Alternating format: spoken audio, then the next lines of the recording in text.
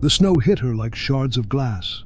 Clara Bellamy's skirts whipped around her legs as she stumbled through the servants' door of Waverley Hall, the icy wind tearing at the thin fabric of her gown.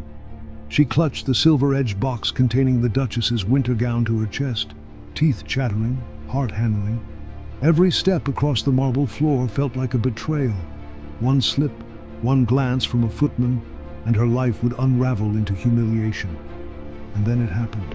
Her foot slid on a slick patch of marble, slick with snow tracked in from a careless footman, and she fell forward, the box slipping from her grasp. Time slowed. The grand chandeliers blurred into halos of gold. Her stomach lurched as she braced for impact. A strong hand caught her mid-fall, gripping her wrist and waist with unyielding strength. She blinked up into eyes darker than a winter night, sharp as flint and colder than the snowstorm raging outside. Every breath she took seemed to catch her with hurt. "Alive," the old commanding voice murmured, not gentle but not cruel, terrifying in its intensity. She dared a glance at the man holding her, tall, impossibly broad-shouldered, clad in black velvet with a silk cravat that made him look untouchable. He was the Duke of Blackthorne, Edward Harlan Whitney, the devil of the north. A man whispered about in drawing rooms, feared in every county, spoken of only in hushed tones behind gilded frames. The ballroom froze, not literally, but it felt like it. Conversations died mid-laughter.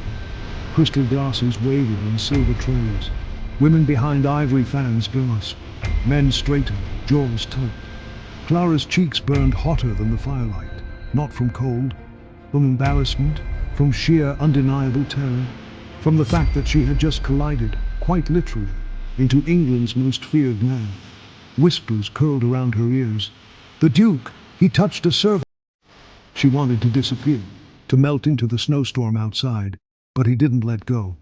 Not immediately. His gloved hand lingered at her waist, his other steadying her own. And in that unbearable suspended heartbeat, she felt something dangerous. Attention. Focus. Protection. "Careful where you tread," he said, voice low, dangerous, almost amused. "It would be a shame if someone so fragile were ruined on your first night in the Hall of Elegance." Clara's pulse stuttered. I was delivering a gown," she stammered, though the words sounded feeble, ridiculous. She tried to wriggle from his grip, but the strength in his hold was immovable, like an anchor dragging her into depths she wasn't ready to face. The snowstorm outside flung the doors open again, a